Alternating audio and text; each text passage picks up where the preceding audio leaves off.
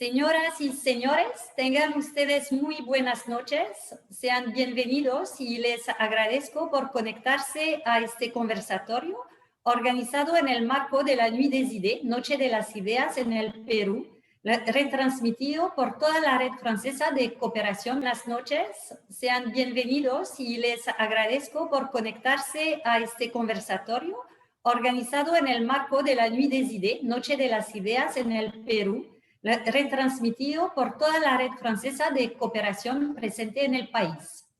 La Noche de las Ideas es un evento creado gracias a la iniciativa del Instituto Francés de París, que coordina cada año a fines de enero su implementación, tanto en Francia como en el mundo entero. Este año, la temática Cercanos nos invita a cuestionar nuestras relaciones individuales y colectivas, la urgencia de contar con nuevas formas de solidaridad y más que nunca nuestra relación con el otro en el contexto de crisis que conocemos.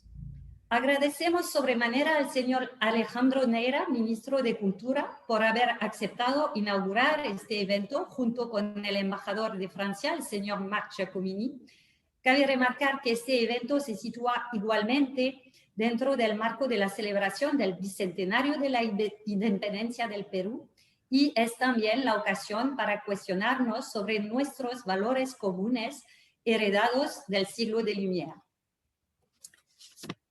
2020 ha sido un año inédito a nivel mundial, particularmente difícil en el sector sanitario, pero también social, y el año 2021 se presenta igual de complicado. Sin embargo, aparecen soluciones que tal vez anuncian cambios más importantes, que traducen una nueva proximidad y dibujan, si no es el mundo del mañana, quizás en todo caso la ciudad de mañana. Para hablarnos sobre el tema, tenemos el gusto y el honor de contar el día de hoy con la presencia de tres expositores de renombre. Jorge Bruce, destacado psicoanalista y es licenciado en psicología por la PUC y magíster en psicopatología y psicoanálisis por la Universidad de París. Es profesor en la PUC y miembro de la Sociedad Peruana de Psicoanálisis. Autor de diversos libros de psicoanálisis y sociedad, colabora también en los principales medios de prensa del Perú. Y también es presidente del Consejo Directivo del Colegio Franco-Peruano. Mariana Alegre, urbanista y directora ejecutiva de Lima Cómo Vamos, un observatorio ciudadano independiente que realiza seguimiento y evaluación a los cambios producidos en la calidad de vida de los habitantes de Lima. Tiene un máster en diseño de ciudades y ciencias sociales por la London School of Economics and Political Science y estudió también Derecho en la PUC. Enseña como profesora de Derecho en la ciudad en la PUC. Thierry Paco, filósofo urbano y profesor emérito en el Instituto de Urbanismo de París, se ha dedicado siempre a la enseñanza y también tiene una actividad editorial como director de colección en el seno de diferentes editoriales. Autor de unos 60 obras, ha producido igualmente emisiones para Radio Francia Cultura y forma parte de la redacción de varias revistas. Dicta regularmente conferencias en Francia y en el extranjero. Gracias a los tres por haber aceptado nuestra invitación. Agradezco igualmente a la traductora, la señora Claudia Pomés, quien nos acompañará a lo largo de este intercambio. Comenzamos con usted, Jorge Bruce. Le dejamos la palabra, lo siento, Jorge, le dejamos la palabra para que nos dé su mirada de psicoanalista en el impacto de la crisis sobre nuestro psiquismo.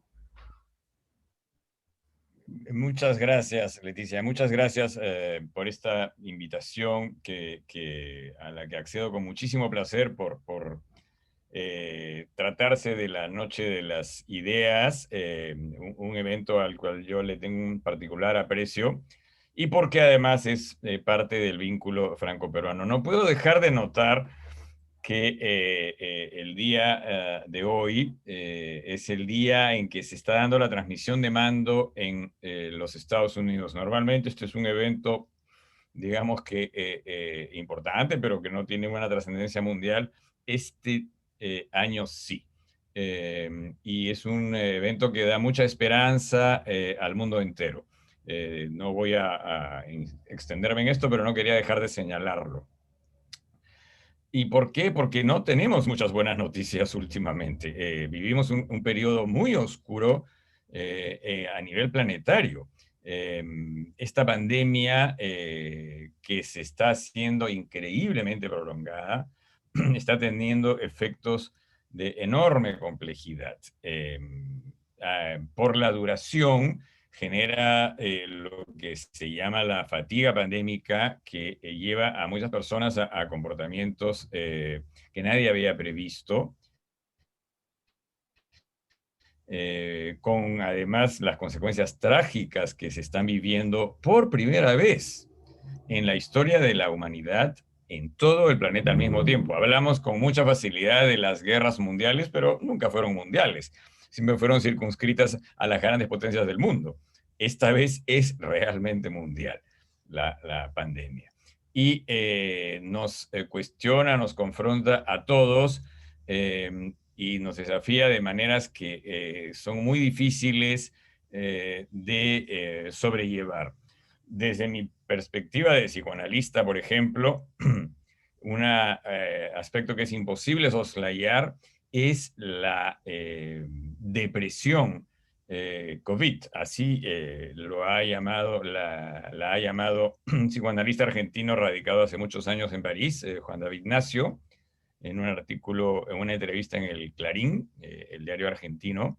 Y es una muy buena definición. La depresión COVID no es la depresión tal como la conocemos. Es una depresión que afecta a una cantidad de personas inconmensurable, sin precedentes, de maneras variadas, pero que en la que estamos todos inmersos.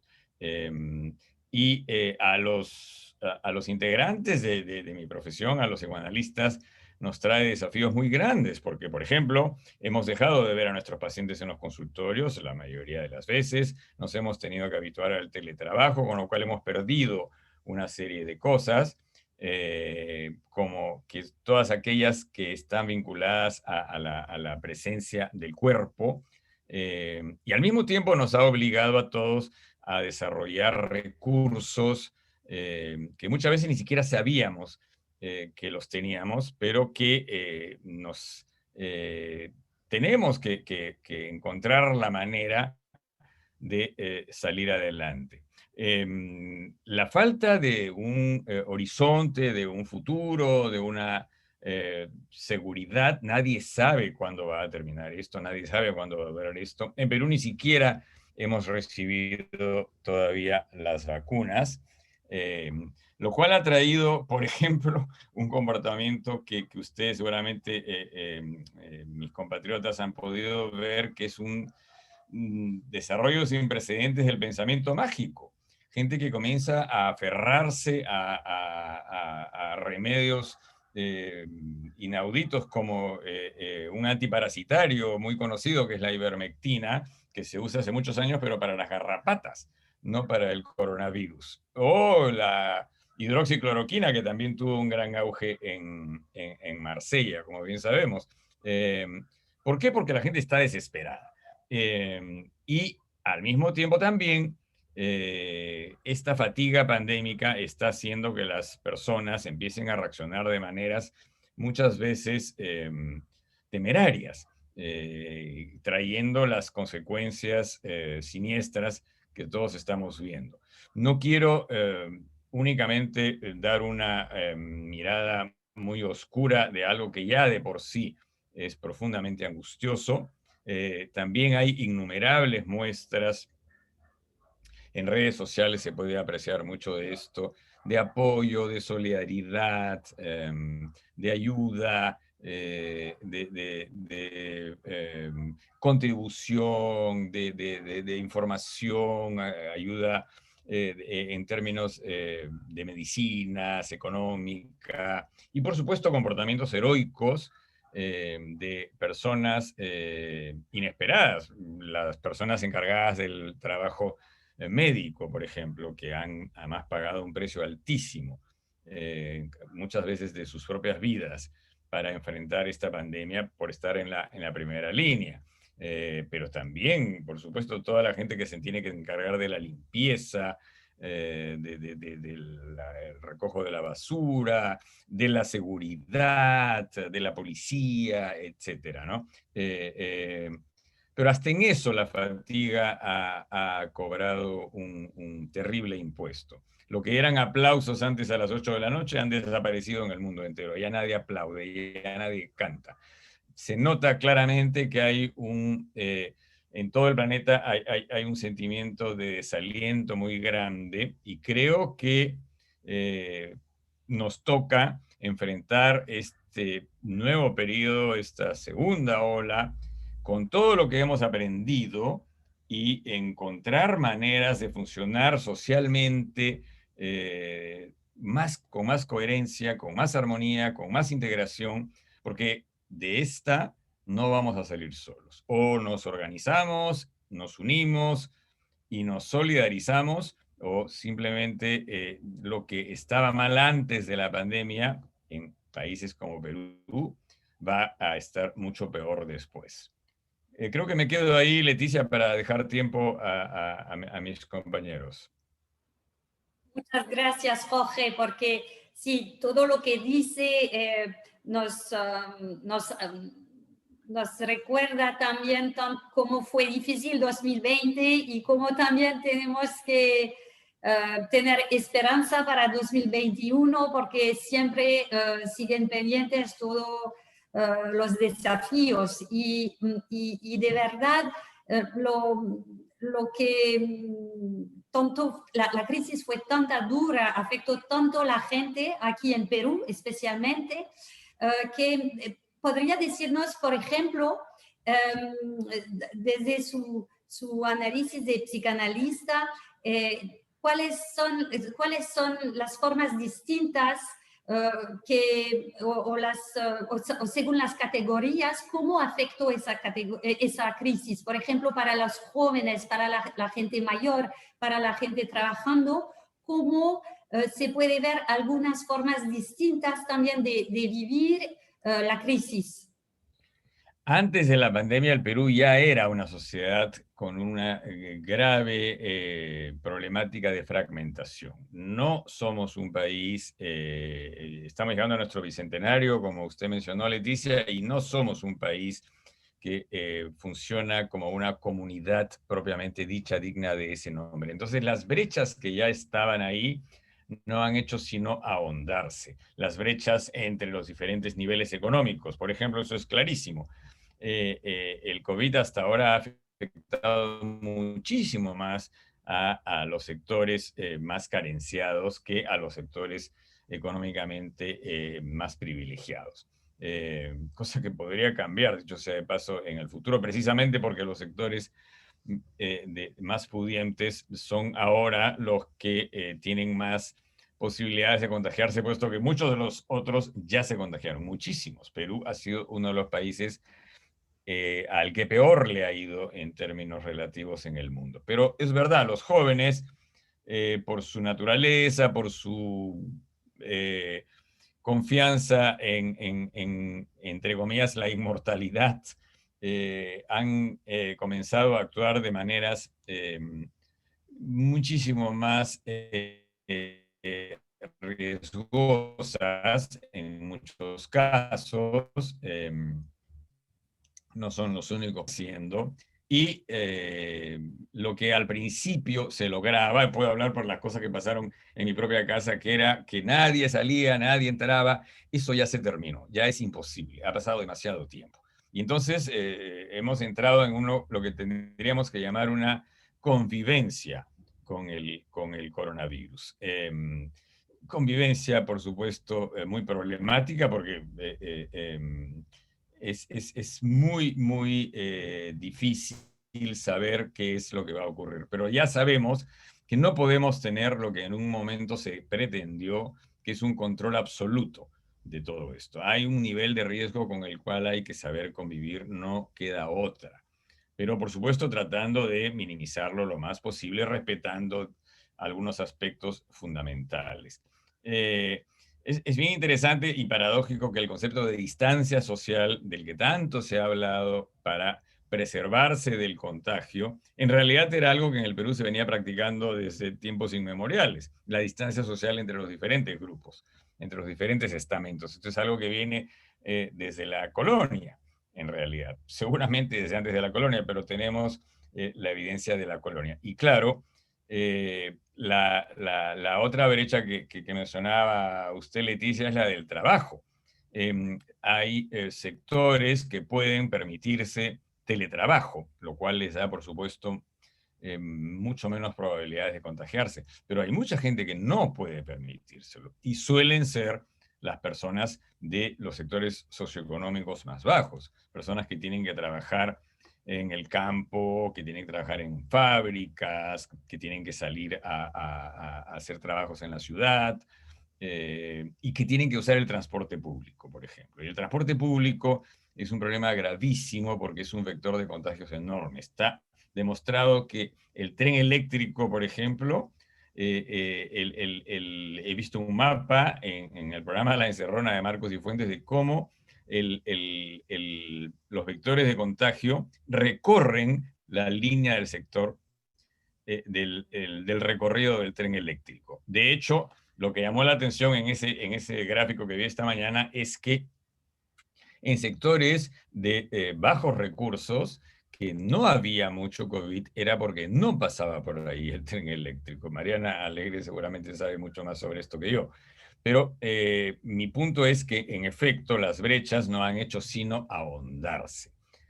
Y claro, tenemos la esperanza de que hayamos o estemos aprendiendo lecciones de todo esto. Es una esperanza tenue porque nos hemos resistido ya unos 4 o 5 siglos a reducir esas brechas, pero quién sabe, a veces un acontecimiento, como dice el filósofo francés Alain Badiou, un acontecimiento, algo que marca una ruptura de paradigma, de época, a veces hace que las personas reaccionemos de maneras inesperadas y nos pongamos a pensar en formas que no lo habíamos hecho antes y a actuar de formas que no lo habíamos hecho antes. Esa es una esperanza que yo tengo, no muy fuerte, pero bueno, de algo hay que agarrarse en esta época.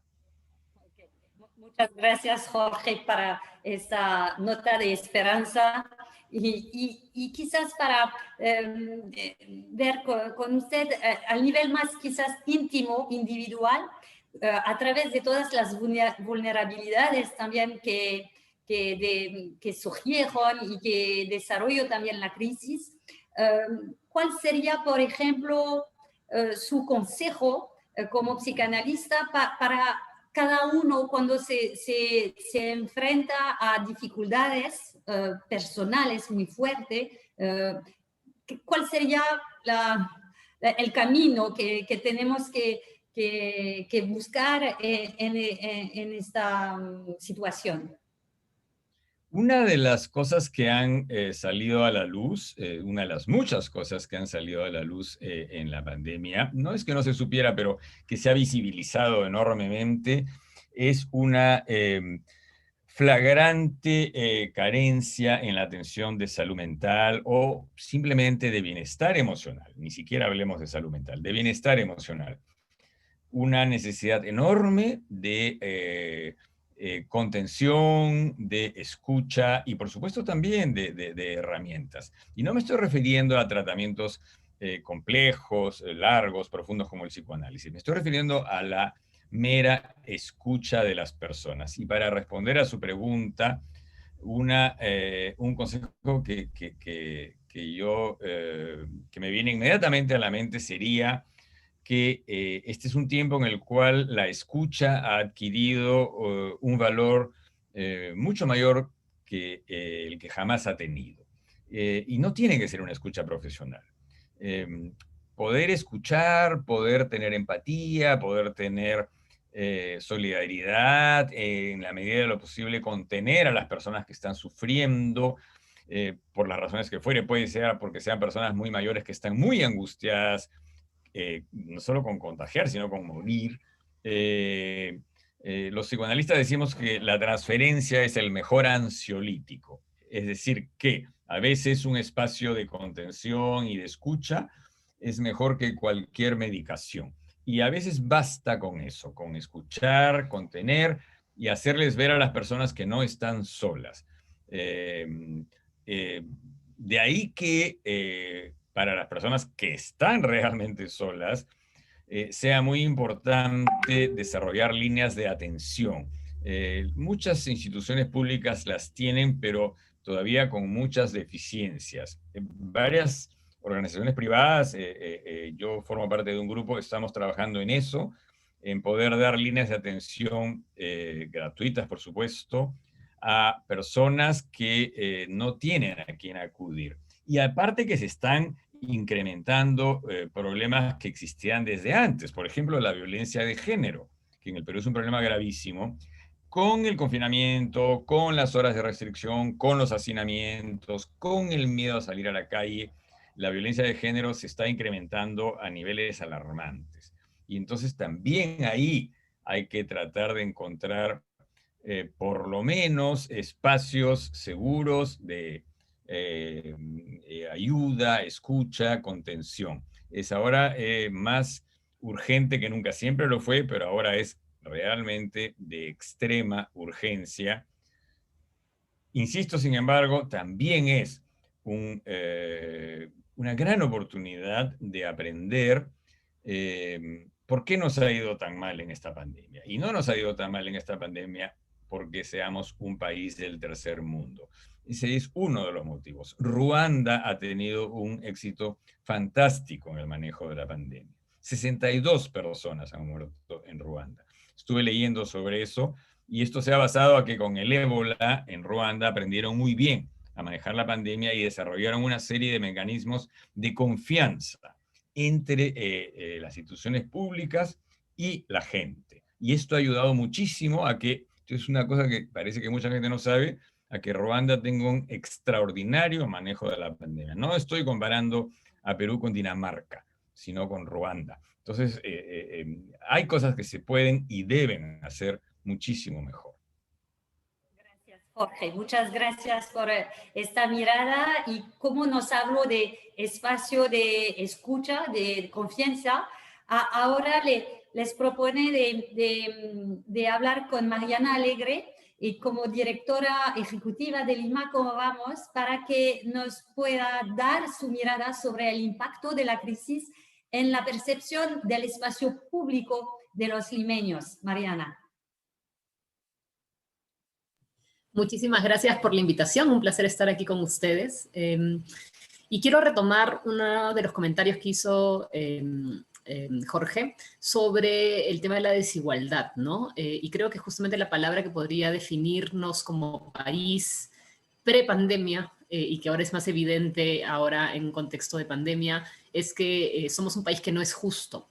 Y esta injusticia la vemos reflejada en muchísimos de los aspectos que Jorge ha mencionado, ¿no? Género, precariedad laboral, etcétera, pero también se ve reflejada en lo espacial y en lo físico, en el territorio. Y es ahí que ciudades, un país que no es justo, tiene ciudades y territorios que no son justos y que nos ofrecen a los habitantes condiciones de vida muy distintas y experiencias en este sentido de atender la emergencia y la crisis sanitaria también muy diversas. Y cuando empezó la pandemia y cuando se empezaron a tomar las medidas de restricción y las cuarentenas estrictas y muy estrictas en algún momento, hablamos mucho del quédate en tu casa.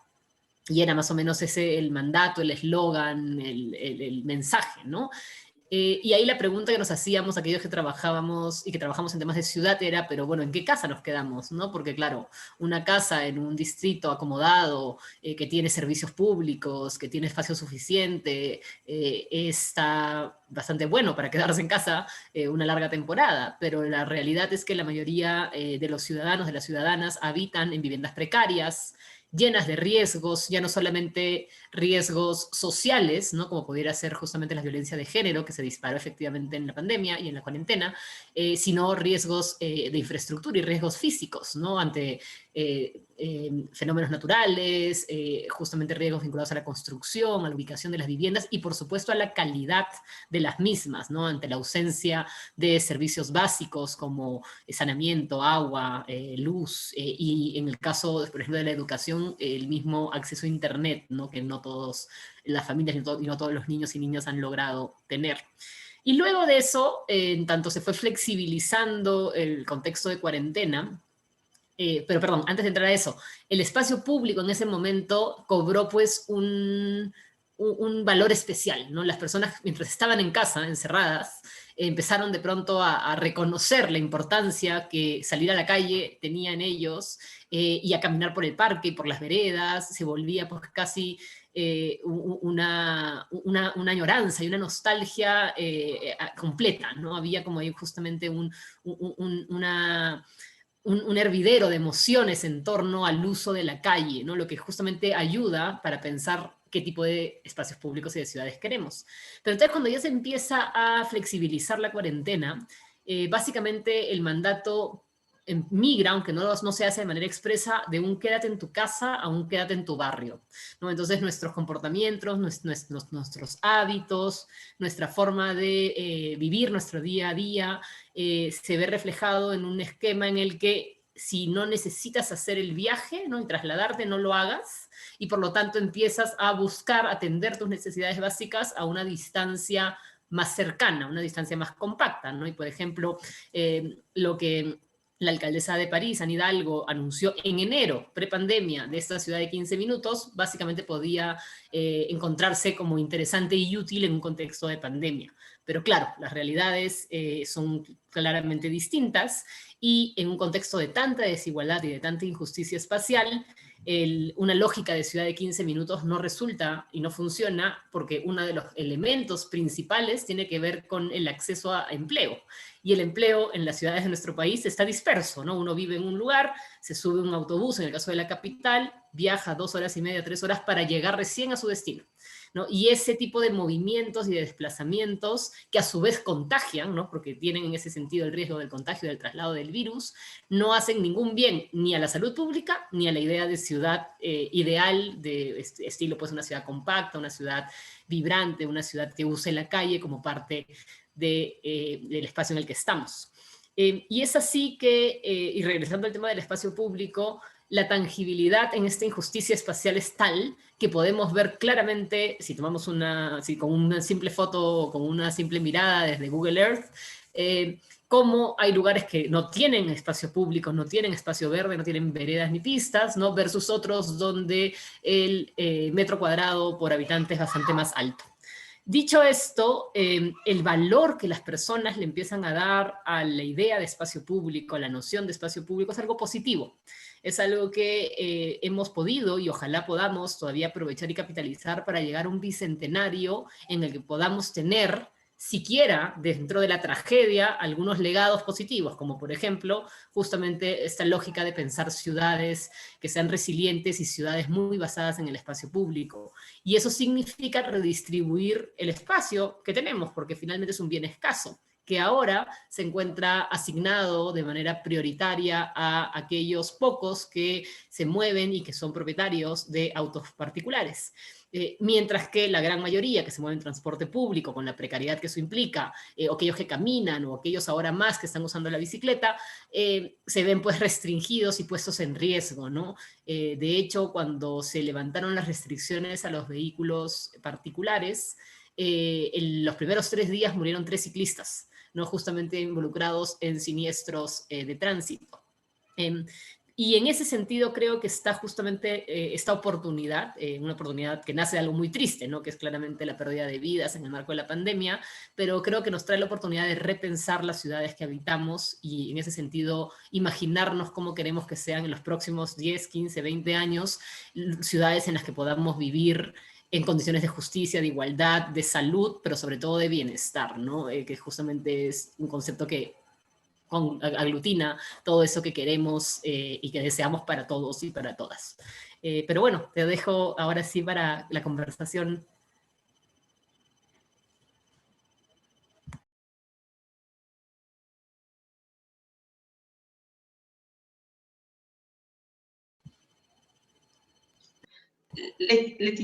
Laetitia, on t'entend pas. Je crois que ton micro n'est pas allumé. Ahora está bien, lo siento. Sí, no, muchas gracias, Mariana. Solo si nos puede dar quizás mencionar algunas iniciativas positivas que le parece interesante como extensión del espacio público para el beneficio de los habitantes y también siendo solución eficaz en el contexto sanitario. Claro que sí. A lo largo de la pandemia y sobre todo en las primeras fases en el que había inmovilización, se tuvo la oportunidad de empezar a asignar espacios para bicicleta, pasó en muchísimas ciudades del mundo, que no eran de ninguna manera lo mejor en términos de diseño, creo que hay ahí mucho que mejorar, pero sí había al menos la intención de promover estas llamadas ciclovías temporales, a las cuales en realidad a mí me gustaría que se llamen ciclovías emergentes, ¿no? Con la idea de que pudieran quedar luego como justamente parte de la infraestructura de las ciudades. Al mismo tiempo, se empezó a trabajar y yo creo que ahí más bien no se logró algo positivo, que era justamente poder lograr impulsar la reforma del transporte, ¿no? Que generaba justamente una serie de problemas y que pudo haber sido aprovechado mejor. Pero a nivel de los gobiernos locales, distritos, regiones, han implementado una serie de medidas vinculadas, por ejemplo, a la distribución de alimentos y gestión apropiada de los mercados, usando también la calle o redistribuyendo el proceso de la cadena económica, ¿no? Llevando la comida más hacia los vecinos y menos que los vecinos vayan hacia el mercado o el centro de abastos. Se ha trabajado también recuperación de áreas de pista para ofrecerlas a las veredas y a los espacios para caminar, justamente atendiendo la necesidad del espacio. Ahora recientemente en estos días se ha aprobado una guía promovida por el Ministerio de Vivienda para que los restaurantes, los menús, algunas actividades culturales puedan realizarse en la calle, ¿no? Utilizando terrazas, facilitando procesos que de pronto en Europa, en Francia eran bastante comunes, pero que aquí todavía no se consideraban valiosos ni válidos, ¿no? Justamente por los miedos al desorden o a la informalidad. Y así como esas hay varias buenas experiencias, sin embargo sí es muy importante que desde el gobierno nacional se pueda promover una estrategia nacional de espacios públicos que permita que los espacios públicos y abiertos, que son claramente que tienen menos riesgo de contagio, puedan ser aprovechados y utilizados no solo para la salud mental, la recreación y la cultura, que son claramente partes fundamentales de nuestra vida, sino también para la reactivación económica. Y hacerlo desde una perspectiva de barrio, es decir, lograr llegar a través de mecanismos de microdistribución, y ahí obviamente hay que pensar en trabajar de la mano de los privados y de los ciudadanos y de los gobiernos locales y tal, y llevar los servicios lo más cerca posible de la gente para evitar que la gente tenga que aglomerarse y llegar a puntos fijos de atención. Por ejemplo, campañas de vacunación que no sean de la vacuna necesariamente del coronavirus para todos los niños que están fuera de horario, de calendario, o trámites municipales, ¿no? Y también, por supuesto, servicios comunes y simples de nuestra vida diaria, que implica, pues, no solamente lo básico, lo que necesitamos para vivir, no solamente necesitamos alimentarnos, estar saludables y estar conectados, no sé, a un banco, que era como las actividades permitidas, ¿no? Necesitamos recrearnos, encontrarnos, y esos elementos, estos otros espacios de nuestra vida, los podemos hacer en el espacio público si es que las condiciones se pueden dar de manera correcta, ¿no? Y por eso el espacio público ahora tiene un uso aún más intensivo, ¿no? Si bien antes se usaba, ahora se está usando mucho más. Personas que están teniendo reuniones de trabajo en parques, visitas a familia que se dan en plazas, ¿no? Antes lo que ocurría pues dentro de casa, dentro de oficina, ¿no? Dentro de restaurantes, ya no está pasando ahí. Y ese modelo de usar la calle para beneficio de todos creo que es fundamental, y se tiene que entender que los gobiernos locales y regionales necesitan el espaldarazo, el apoyo del gobierno nacional para poder hacer esto de manera más eficiente y más segura y saludable para todos y todas. Muchas gracias, Mariana. Y también muchas gracias a Thierry y Paco por estar con nosotros desde Francia a pesar de la diferencia de horas. Le dejamos ahora el espacio para hablar, Thierry y Paco, como filósofo urbano, y compartir con nosotros su mirada del impacto, su análisis del impacto de la crisis en nuestra percepción del espacio público en Francia. Oui, bonjour à tous et merci. Laetitia, Jorge et puis Mariana ont déjà dit beaucoup de choses que je partage. Et du coup, je suis étonné même qu'il y ait une telle similitude entre le ressenti de cette crise sanitaire à Lima, que je ne connais pas, et puis en Europe et plus particulièrement à Paris. Je voudrais d'abord faire une première remarque qui est la suivante. La Covid-19 est une zoonose, c'est-à-dire que c'est un virus qui nous vient de l'animal, et qui nous vient d'un animal. Alors on ne sait pas encore exactement si c'est le vison, si c'est la chauve-souris, mais peu importe. Vraisemblablement, les humains, par leurs activités, ont détruit l'habitat de cet animal, et par une sorte, j'exagère un peu, par une sorte de vengeance, celui-ci vient maintenant nous contaminer. Ce qui est important dans ce point, c'est que nous découvrons ce qu'on n'acceptait pas avant. Nous découvrons que la santé des humains dépend aussi de la santé de la Terre. Et ça, c'est un point très important parce que, avec notre arrogance d'humains, on avait tendance à sous-estimer cette interrelation qui est à la base de l'écologie entre les humains et les non-humains.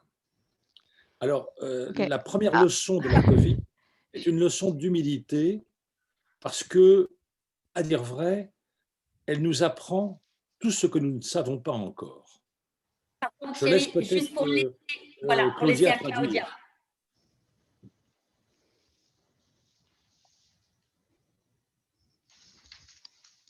Ok, muchas gracias. Ya Jorge, Mariana han dicho mucho al respecto y estoy de acuerdo con mucho de lo que han dicho.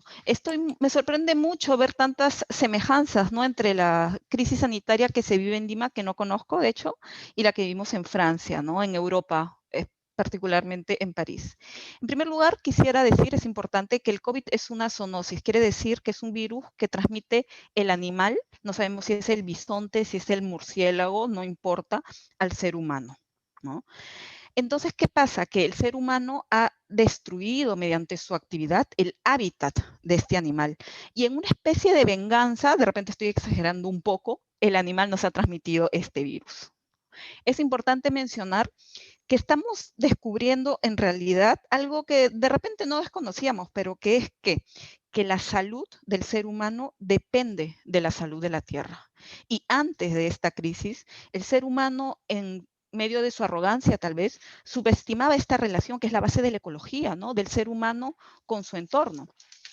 Entonces yo creo que la primera lección que nos ha traído el COVID es una lección de humildad, porque estamos aprendiendo lo que no sabíamos antes.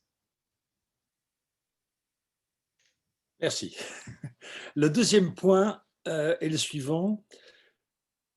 Il n'y a pas vraiment d'études comparées associées entre la fabrication de la ville et la santé. Alors évidemment, si on remonte très loin dans le temps, Hippocrate, c'est une œuvre collective, hein, les fameux 60 traités d'Hippocrate, mais Hippocrate, ce médecin grec, était très soucieux de la qualité des eaux, de la qualité de l'air, et pour ça, évidemment, il incitait, il conseillait tous ceux qui allaient installer une nouvelle ville quelque part d'être très précautionneux par rapport au vent pour chasser les miasmes, d'être très attentif aussi à la qualité du site, à son ensoleillement, etc., etc. Tout ceci va construire la santé, la médecine hippocratique, mais que ça ne se traduira jamais par une prise en compte de la santé publique et de sa relation entre la bonne ville et la bonne santé des gens. Ce qui explique, pour le dire autrement, que quand l'urbanisation s'est accélérée avec l'industrialisation au XIXe siècle, eh bien, il y a eu de nouvelles pathologies très importantes, très meurtrières. Je pense aux épidémies de choléra au XIXe siècle, dans la plupart des pays européens qui s'industrialisaient, et ça laissait évidemment démunis ceux qui fabriquaient les villes. Parce que justement, on n'avait jamais associé la qualité du logement, la qualité des espaces publics à la bonne santé des gens. La santé était une affaire personnelle. Et maintenant, nous avons cette obligation de penser l'organisation typomorphologique de la ville eu égard à la santé publique. Je laisse Claudia traduire.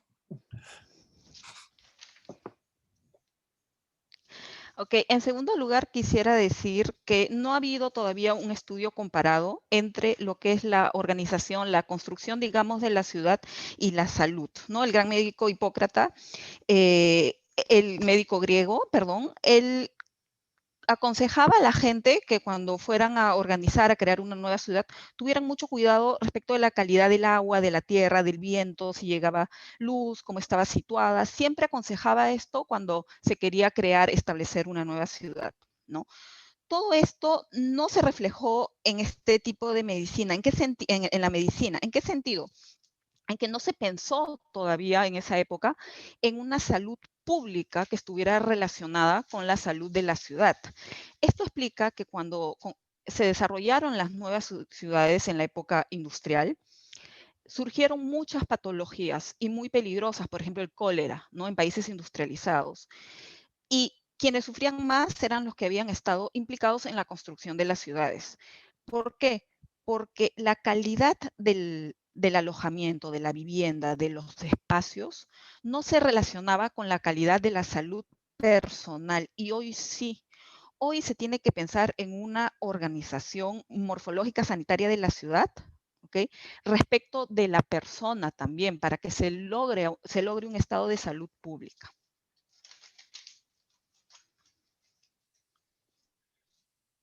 Alors, Mariana a mentionné les inégalités sociales qui provoquent des inégalités aussi de conditions de logement. C'est le cas en France. La plupart des mal logés, à peu près 9 millions de personnes, évidemment, ont été beaucoup plus victimes des contraintes de la Covid que les autres. Mariana hablaba de las desigualdades sociales que provocan desigualdades en términos de vivienda, de alojamiento.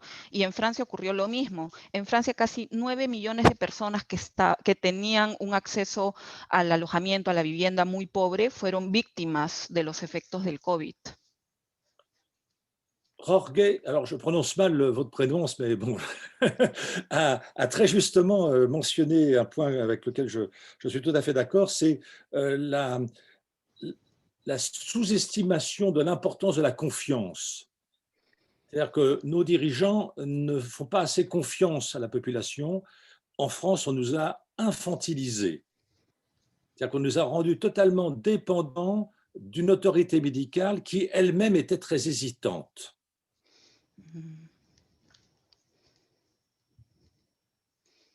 Okay. Disculpen, no pronuncio muy bien el nombre de Jorge, pero él dijo algo con lo que estoy muy de acuerdo y es este hecho de haber subestimado la importancia de la confianza. En Francia, por ejemplo, el gobierno nos subestimó completamente. De alguna manera en Francia nos volvieron como niños, ¿no? Como infantes, dependientes de una autoridad médica que en sí ya presentaba bastantes dudas. Alors, la question qui est posée par Mariana, qui est une très bonne question, c'est quel type d'urbanisme, quel type de ville il faut construire aujourd'hui. Et là, évidemment, les réponses sont multiples parce que la gated community n'est pas la mégalopole, n'est pas le bidonville, n'est pas l'urbain diffus, les petites maisons pavillonnaires qu'il y a partout. Alors, j'ai quelques pistes que je vais présenter, mais je laisse Claudia traduire. Mariana dijo algo con lo que estoy muy de acuerdo, una pregunta, mejor dicho, muy interesante, ¿no? ¿Qué tipo de urbanización, qué tipo de ciudad hay que construir hoy?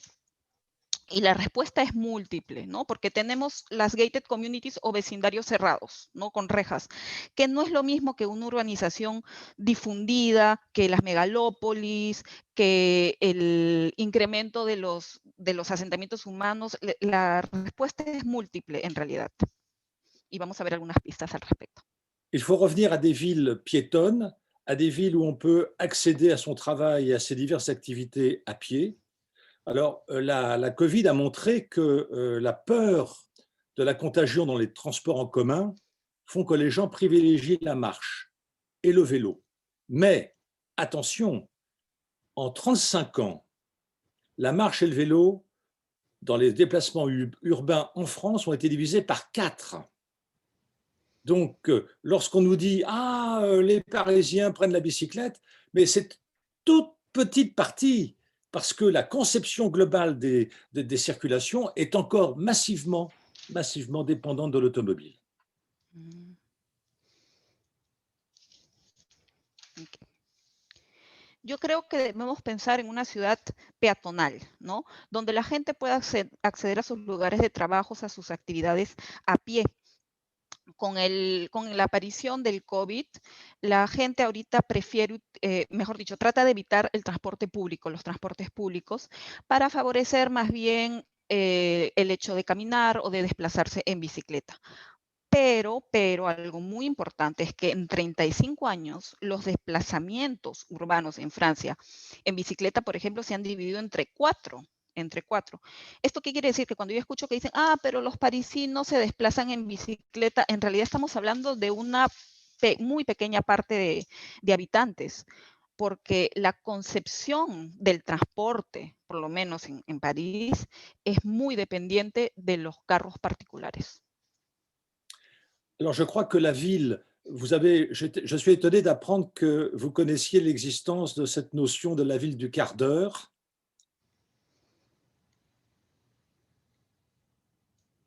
Du quart d'heure, pardon? La ville du quart d'heure, de 15 minutes. Du quart d'heure, ok. Sí, me sorprende muchísimo, yo creo que la ciudad, me sorprende muchísimo que ustedes conozcan esta noción de la ciudad de los 15 minutos.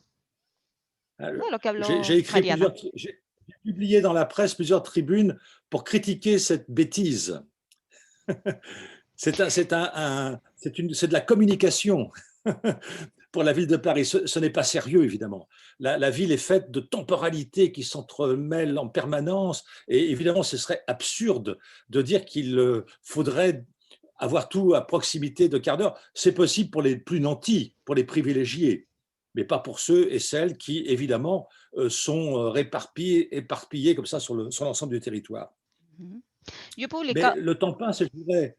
Oui, allez-y, Claudia. Perdón, excusez-moi. Yo he publicado muchas tribunas al respecto criticando esta tontería. A mí me parece que es una tontería realmente. Es una campaña de comunicación del municipio de París en realidad, porque la ciudad está hecha de temporalidades que se entremezclan. Entonces es absurdo creer que todo puede estar al alcance en 15 minutos, ¿no? De repente eso es verdad para los más privilegiados, pero realmente extremadamente privilegiados, pero no para la mayor parte de la población, ¿no? Todo está un poco diseminado, no a 15 minutos. Alors, la ville qu'il faut construire, c'est une ville évidemment beaucoup plus verte, avec beaucoup plus d'arbres, avec beaucoup plus de plantations, avec des espaces publics beaucoup plus généreux, mais pour cela, il faut écologiser les conseils municipaux. C'est-à-dire qu'il ne faut plus gouverner une ville à partir de responsabilités thématiques, monsieur ou madame parc et jardin, monsieur, madame enfance et scolarité, monsieur, madame mobilité, etc. Mais il faut intégrer la transversalité du débat public afin d'instaurer une véritable démocratie directe dans des espaces beaucoup plus modestes en population. Il faut donc écologiser notre esprit et les conseils municipaux, et il faut décroître les mégalopoles et les villes.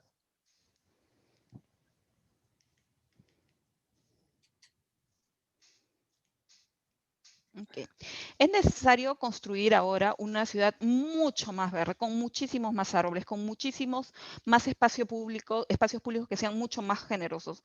Debemos de alguna manera ecologizar los consejos municipales, las municipalidades, la manera de gobernar, ¿no? Ya no se puede gobernar una ciudad desde una perspectiva temática, es decir, el señor tal, el funcionario tal se encarga de parques, la señora tal se encarga de colegios, la señora tal se encarga de otra cosa. No, debemos tener un enfoque transversal de debate público, debemos tener una democracia directa.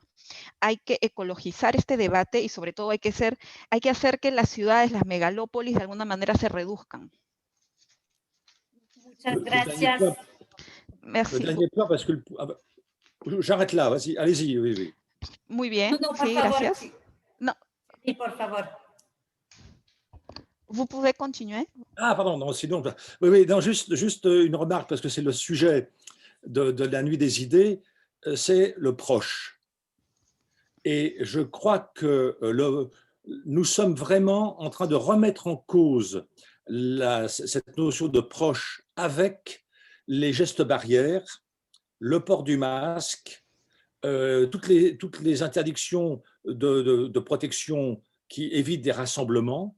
Et donc, je crois que nous ne pouvons pas, nous sommes des êtres humains, et ça a été dit par Jorge, etc., nous sommes des êtres relationnels, situationnels et sensoriels, comme je l'explique dans mes différents livres. Et donc, par conséquent, il nous faut renouer avec la proximité. Et là, nous nous voyons, même si nous sommes à distance, mais aller dans la rue où tout le monde est masqué, où je ne peux plus voir le visage de l'autre, qui, comme l'écrivait si joliment Emmanuel Lévinas, un philosophe français, l'échange de regards est la promesse d'une rencontre. Et si nous n'avons plus cette promesse de la rencontre, alors nous perdons une part importante de notre humanité.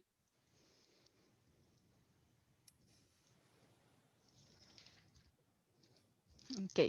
Quisiera terminar con un comentario, porque estamos acá en la noche de las ideas. Quisiera hablar de esta noción de lo cercano, lo próximo.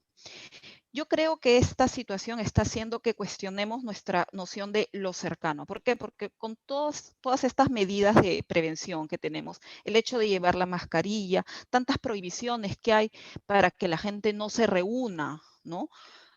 Nosotros, como lo dijo Jorge, somos seres humanos, somos seres, como ya yo lo he dicho en numerosos libros míos, somos seres relacionales, situacionales y sensoriales. Debemos estar constantemente renovando esta proximidad, ¿no? Ahora, si nosotros salimos a la calle, todo el mundo lleva mascarilla, ¿no? Y esto impide que podamos vernos los rostros. Y como el gran filósofo francés Lévinas lo decía, el intercambio de las miradas es una promesa de un encuentro.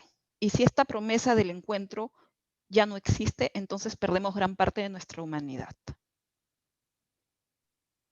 Muchas gracias, Thierry, por haber compartido con nosotros todas esas ideas y también para mostrarnos que compartimos muchísimo con Perú desde Francia a través de un contexto bastante diverso, pero también que compartimos a través de muchas miradas en conjunto.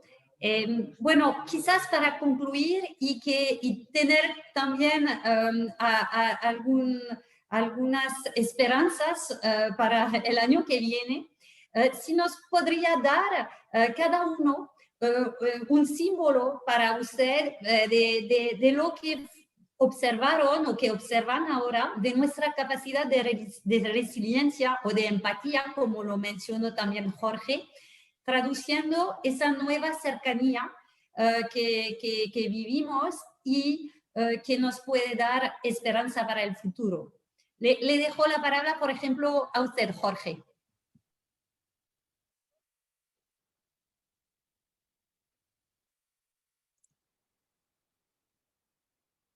Bueno, ¿sí? A Jorge, o quién quiere responder ahora. Disculpen, estaba con el micro apagado. Leticia, estaba diciendo que en primer lugar quiero agradecer mucho a Mariana Alegre, a Thierry Pacaud, por supuesto a usted, a Claudia, pero he aprendido mucho, escuchándolo me han hecho pensar muchas cosas y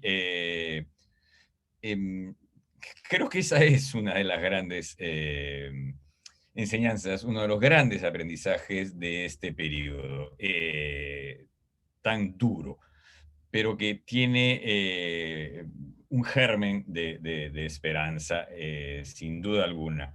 Y la principal esperanza es precisamente esa. Ojalá que todo esto no sea en vano. Ojalá que seamos capaces de aprender las durísimas lecciones que todo esto nos está trayendo a todos. Ojalá que nos demos cuenta que, en efecto, como lo dijo Thierry Pacaud, la zoonosis, que creo que está en la base de todas las epidemias, pero que es producida por la invasión del hábitat animal, por esta avidez, por esta despiadada ocupación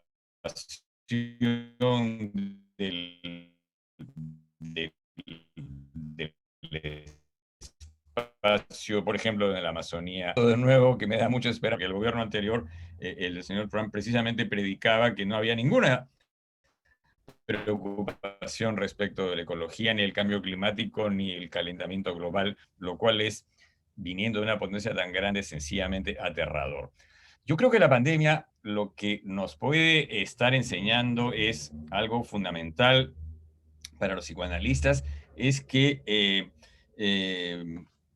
erosiona, combate la omnipotencia de todos nosotros y nos pone en nuestro sitio y nos dice, si ustedes no cuidan su planeta, nadie los va a cuidar por ustedes. Y si ustedes destruyen su planeta, están causando su propia destrucción.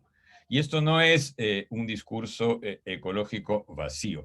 Y la ecología no es únicamente un problema de, también, por supuesto, de verdor, de bosques y de selva. Es también una manera de relacionarse con el otro, una ecología del espíritu. Y ese en el Perú, en Francia lo sé también, viví muchos años en París y lo vi también en Francia de maneras distintas, esta capacidad de despreciar al otro que está presente en todos los planetas, pero en todos los en todos los países, en los planetas no lo sé todavía, pero en todos los países de la Tierra, de diferentes maneras. Y en el Perú de maneras particularmente graves, porque el privilegio en el Perú es una forma de vivir que la pandemia ha iluminado, ha expandido, ha multiplicado, pero también ha visibilizado. Y mi gran esperanza es esa, que seamos capaces de escuchar lo que está sucediendo, que seamos capaces de mirarnos y de cuestionar este hubris, esta omnipotencia, este exceso que ha causado el desastre que estamos viviendo. Y jamás vamos a lograr evitar que esto se repita si no aprendemos y ponemos en práctica muchas de las cosas que ha propuesto sobre tanto Mariana Alegre como Thierry Pacaud, sobre el tipo de ciudades que tenemos y que estamos construyendo y que es gravísimo. Por ejemplo, Mariana, en una ciudad como Lima, lo digo como ciclista de muchos años, y con esto termino, yo creo que la bicicleta efectivamente, a diferencia de París, en el Perú sí se ha multiplicado el uso de la bicicleta, pero con mucho riesgo, con muchísimo riesgo para los ciclistas. Algún día yo lo puse de esta manera: cuando conducía mi vehículo por la ciudad, lo que tenía era mucho mal humor, porque Thierry Pacaud, el tráfico en Lima es muy violento, es verdaderamente aterrador. Las leyes prácticamente son unas sugerencias que poca gente escucha. Y entonces tuve que hacer una elección entre dos emociones negativas, pero de distinto valor. La rabia, la cólera que me producía todo el tiempo manejar, o el miedo que a menudo tengo cuando voy en la bicicleta. Y me quedé con la bicicleta porque felizmente, aparte del miedo, está esta felicidad que da el ir en bici. Esta sensación de, y aquí uso la infancia en un sentido mucho más positivo, esta felicidad de sentirse mucho más libre, mucho más tranquilo, a pesar de que, repito, de que se da unos sustos. Entre dos emociones negativas, esto se llama un conflicto de evitación en psicología social. Me quedé con la bici y me quedo con la bici porque creo que es uno de los grandes símbolos del cambio, de la resiliencia, de la ecología, siempre y cuando seamos capaces, y con esto termino, de tener un respeto por la alteridad, esto que tanto enfatizaba Emmanuel Levinas, que citó Thierry, del otro, porque también el ciclismo exige no solamente cuidarse, sino también cuidar a los demás. Cuidado sería otra palabra que quisiera dejar aquí en la mesa. Con eso termino. Muchas gracias. Muchas gracias a usted, Jorge. Dejamos la palabra a Mariana. Sí, bueno, muchas gracias. Efectivamente, el modelo actual nos muestra que se perpetúa estas inequidades y eso no ayuda a distribuir de mejor manera en general los bienes urbanos, ¿no? Entendiendo además el bien urbano y la ciudad, el espacio público como bienes comunes, ¿no? Que es tan difícil de hacer tangible y es tan difícil de volver algo pragmático y práctico, ¿no? Se queda como muy ahí en la teoría y en la nebulosa y finalmente los ciudadanos no necesariamente están comprendiendo todos lo mismo y por lo tanto no actúan de manera colectiva para su supervivencia, ¿no? Que es un poco en la línea de lo que mencionaba Bruce. Y a partir de ahí tenemos un proceso en el que el individuo, el ciudadano, acaba resolviendo sus problemas de manera pragmática e individualista, ¿no? Entonces ahí es donde no me quiero poner mascarilla porque me molesta y claro, no me importa si protejo a las personas, o meto mi carro y atropello a los ciclistas porque pues, me están estorbando, ¿no? Entonces empezamos a vivir una serie de comportamientos pre-pandemia, pero también ahora en contexto de pandemia, en los que prima esa mirada de salvarme yo mismo, ¿no? Versus un entendimiento de la necesidad colectiva para salvarnos todos, incluyéndome a mí, ¿no? Y creo que ahí es donde juega un rol súper importante el entorno físico, el espacial, y de qué manera el contexto en el que nos encontramos, físico, espacial, reglas, cultura, acuerdos, costumbres, también determinan la manera en la que nos comportamos. Aquellas personas en el tráfico terrible que tenemos en la capital y en otras ciudades del país que mencionaba Jorge, que siempre hay un enemigo, ¿no? El ciclista o el conductor del bus o el de la combi o el conductor de la camioneta, pero todas esas personas no están manejando mal porque sean malas personas en sí mismas, ¿no? Actúan en reacción a un sistema, porque ese mismo conductor imprudente y agresivo se porta excelente en la iglesia, ¿no? O ese ciclista que se sube a la vereda y que ahora aterroriza a los peatones, se porta muy bien en un contexto, no sé, en un centro comercial, ¿no? Entonces, tenemos que entender el rol del espacio y del entorno, no solamente físico-espacial de diseño urbano, que también, sino en general de reglas y de costumbres, de usos y de autorregulación, que representa el vivir en comunidad. Y ahí es donde creo que justamente un contexto de pandemia pone muy encima el concepto de colectivo, ¿no? O sea, tenemos que trabajar todos juntos por lo colectivo, ¿no? Ahora, claro, ese colectivo no necesariamente es el que beneficia a todos, y algunos más bien están muy cómodos con cómo funcionan las cosas ahora, ¿no? Entonces tengo dinero, pago por mi vacuna, los demás no me importan. Tengo auto, no me importa qué pasa con el peatón o con la gente en el transporte público porque no quiero que les des carril exclusivo al bus, a pesar de que lleva mucha más gente en condiciones de mayor precariedad que yo en un auto que conduzco solo y seguro con aire acondicionado, ¿no? Entonces, estos modelos implican un rompimiento de la noción de lo individual, que es el modelo en el que se ha construido, digamos, en la sociedad actual basado justamente en una estructura socioeconómica capitalista, ¿no? Y más bien, cuando Thierry comenta sobre esta idea del decrecimiento, claro, hay que empezar a mirar de qué manera cambios más radicales, como propuestas de comunalismo, que estamos discutiendo con unos amigos aquí, pueden ser soluciones que justamente van a tender a esa ecologización o a estos modelos más sostenibles, pero que al mismo tiempo nacen también desde la raíz con una cuota de desigualdad, ¿no? Porque si efectivamente se logran comunas autosostenibles, más pequeñas,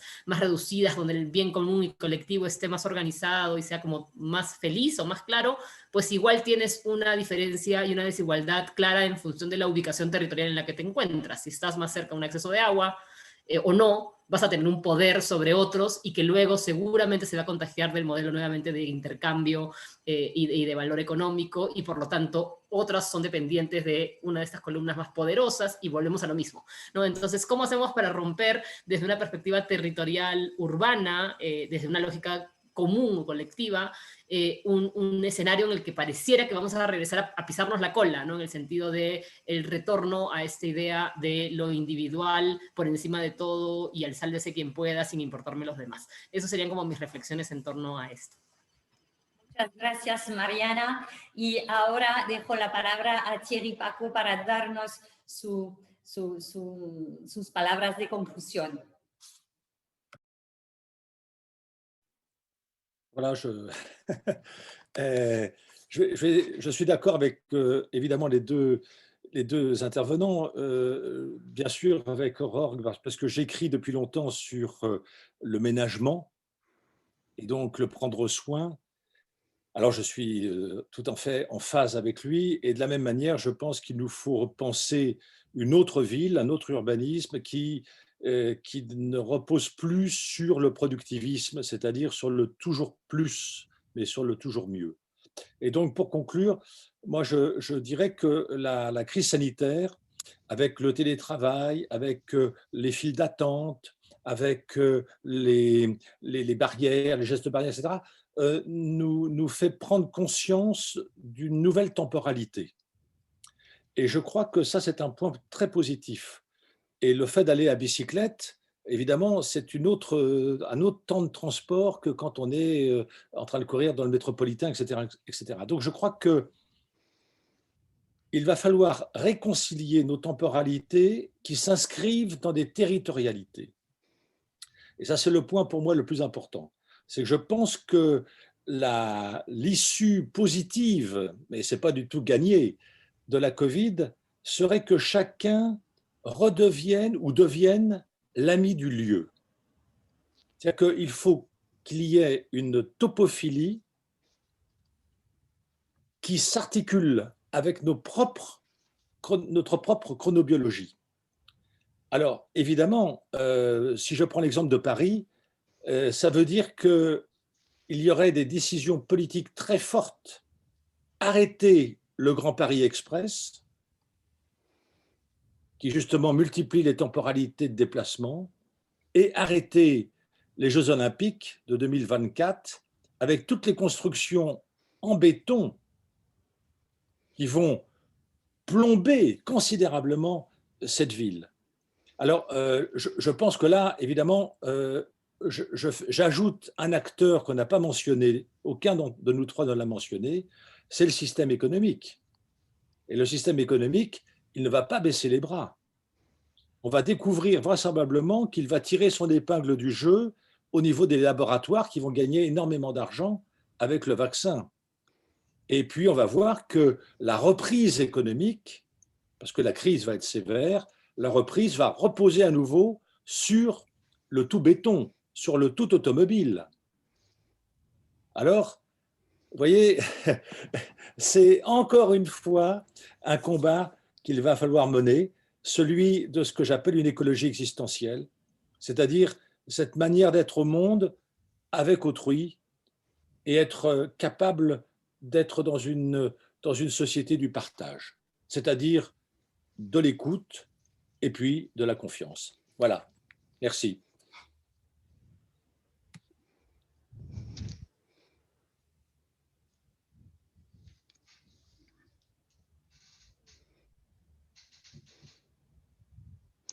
Muy bien. Yo sí estoy escuchando lo que están diciendo. Justamente yo he escrito sobre esta palabra que es el tratar con cuidado. En francés el ménagement, ¿no? He escrito, de hecho, varias cosas al respecto. El tratar con cuidado. Tenemos definitivamente que repensar nuestras ciudades. ¿Cómo organizarlas? ¿No? ¿Cómo organizarlas? ¿Por qué? Porque yo creo que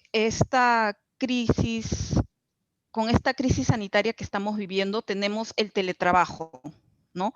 Las colas larguísimas, a veces fuera de locales, los gestos de prevención, estas medidas de prevención que uno asume, el alejarse de la gente, etcétera, nos hacen tomar conciencia de una nueva temporalidad. ¿Qué quiere decir esto? Por ejemplo, el hecho ahora de desplazarse en bicicleta, ¿no? Sí, representa otras temporalidades completamente que cuando yo tomo el metropolitano, por ejemplo, el tren eléctrico, ¿no? Yo creo que es necesario justamente reconciliar estas temporalidades que se inscriben en las territorialidades, en las diferentes territorialidades. Y yo creo que la salida positiva, o digamos las consecuencias positivas del COVID, van a hacer que justamente nosotros tengamos que pensar en una topofilia, va a tener que surgir una especie de topofilia. ¿Qué quiere decir esto? Que se va a tener que articular, nosotros vamos a tener que articular estas nuevas temporalidades con nuestras cronobiologías, con nuestras cronobiologías. ¿Esto qué quiere decir? En el caso específico de París, vamos a tener que pensar, van a tener que tomarse decisiones políticas, por ejemplo, para detener este proyecto del Gran París Express, ¿no? Porque esto multiplica las temporalidades. También habría que pensar en dejar de lado los Juegos Olímpicos de París 2024, ¿no? Porque vamos a ver que esto que va a causar cemento, cemento, cemento y más cemento, y esto va a traerse abajo a la ciudad como tal. Y hay un actor del que ninguno de los tres hemos hablado esta noche, y es el sistema económico. El sistema económico no va a tirar la toalla, para nada, porque si hay algo positivo, entre comillas, para el sistema económico, ¿qué va a ser? Las ganancias millonarias de los laboratorios con las vacunas, ¿no? Entonces, sí va a haber, se va a hablar de una recuperación económica, no ahorita, luego, pero se va a hablar de una recuperación económica. ¿Qué va a significar? Más hormigón, más concreto, más vehículos, ¿no? Entonces, esto va a traducirse que en un combate de lo que yo llamo la ecología existencialista. ¿Por qué? Porque tenemos que pensar en un mundo compartido con el otro. Tenemos que pensar después de esto, cuando esto acabe, ahora ya también, pero cuando esto acabe, en una sociedad del compartir. Muchas gracias. Muchas gracias, Thierry y Claudia. Bueno, ahora llegó el momento de concluir. Hemos hablado de la crisis, de depresión, de angustia, de pensamiento mágico, de distancia social, de desigualdades. Y también hemos hablado de esperanza, hemos compartido claves, algunas claves para el futuro, como el espacio público, un espacio de escucha, la confianza, y también la idea de desarrollar cada día más la democracia a nivel local con el papel de los territorios en la gestión pública. Y algunas quizás también ideas como consecuencias positivas es que sí o sí salvarme es salvarnos todos. Así que de otra forma la idea del colectivo está ahora con nosotros y quizás se va a desarrollar cada vez más para una salida de crisis. Agradezco nuevamente la participación de Jorge Bruce, Mariana Alegre y Thierry Paco, así como a Claudia Pomés por la traducción. Les invitamos a seguir todos los eventos que organizamos en el marco de la Noche de las Ideas, eventos que pueden ver y volver a ver en nuestras redes. Muchas gracias a todos. Gracias, merci. Adiós, au revoir. Gracias.